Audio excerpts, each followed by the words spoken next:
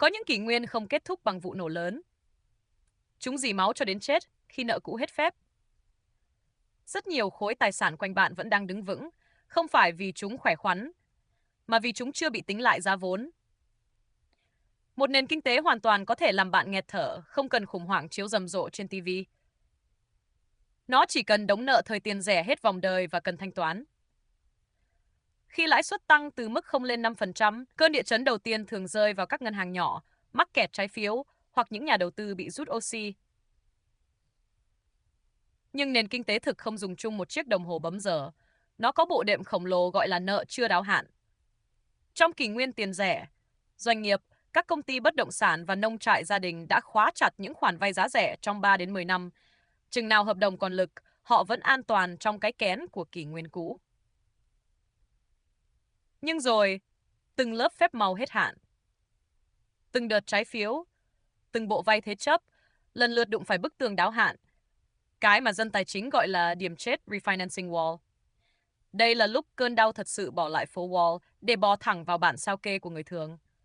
Mọi thứ âm thầm đắt lên mà nền kinh tế không hề sập đổ. Khi một khoản nợ cố định 2% hết phép, họ phải cắn răng vay lại 6-7% chỉ để đáo hạn nợ cũ. Đối với một tòa nhà hay chuỗi siêu thị, chi phí lãi vay có thể trực chờ nuốt sạch toàn bộ lợi nhuận. Họ không vỡ nợ ngay vì kế toán có thể cơ cấu lại, nhưng họ thay đổi hành vi và chuyển hóa đơn sinh tồn. Cái bill của thứ tiền rẻ rúng cũ mềm sẽ được ép đưa cho bạn, ở những nơi bạn ít ngờ tới nhất. Người đi thuê nhà sẽ là lớp nhận bill đầu tiên.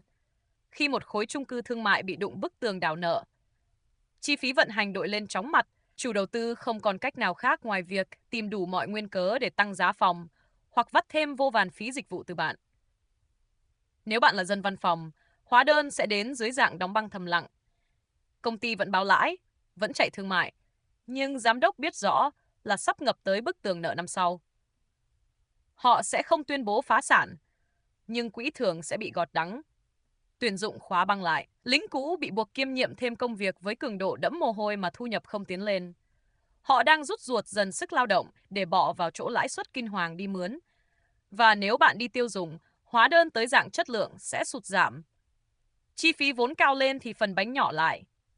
Tổng đài bị thay bằng chatbot đơ cứng để giảm bớt con người cho đỡ chi. Thậm chí, các hệ nhà nước hay thành phố cũng vậy. Rồi các dịch vụ công cộng chậm trễ hay phí bến bãi đỗ xe phải được đẩy cao lên thầm lặng. Mọi thứ trở nên tốn hơn, khó khăn hơn, gặm nhấm vào cảm giác bứt rứt hơn mà không cần sự đổ vỡ giật gân lớn nào. Đó là cách hệ thống xả hơi qua chiếc van xì áp suất. Những chủ nợ khôn ngoan mớm cho con nợ sống, chứ xé xác lúc này có lẽ chỉ lượm được gạch sứt đồng mục. Họ sẽ tìm ra cách gia hạn cơ cấu đường dây và cho vay thêm thời gian dưỡng bệnh. Nhưng giá trị cho sự cho phép thở đó là xả thẳng vào những thứ xã hội trả tiền. Lớp đệm đỡ yếu ớt, không biết chống cự rốt cục không ở đâu ngoài đó, chính là bạn. Khi GDP vẫn có con số dương, thì khoan vội tin là cơ thể không có bệnh. Nguy cơ nó chỉ giỏi đi đổ hóa đơn bệnh tật cho phần yếu mà thôi. Rất nhiều sự xê dịch lớn về kinh tế không dụng bằng tiếng sét chiếu tivi sống động. Chúng dập nát từ tiền cũ rẻ rúm trở về phải gánh khoản lãi tính lại tàn bạo. Hóa đơn ấy chẳng chịu yên thân vào bàn kế toán của cái phòng hội đồng. Nó sa nhẹ ra rớt lên tất cả những bàn làm việc của những chiếc lưng cúi khom đang cố tiếp tục sinh nhai. Đây là Capital Frontlines, nơi tiền tuyến dòng vốn cất giọng bóc trần những nhát bẻ cong ngầm khuất. Để luật ngầm của tư bản không dễ ăn hiếp bạn bằng trò ảo thuật rẻ rúng. Xin chào, ta lại hẹn ở lần sau kê sắp tới.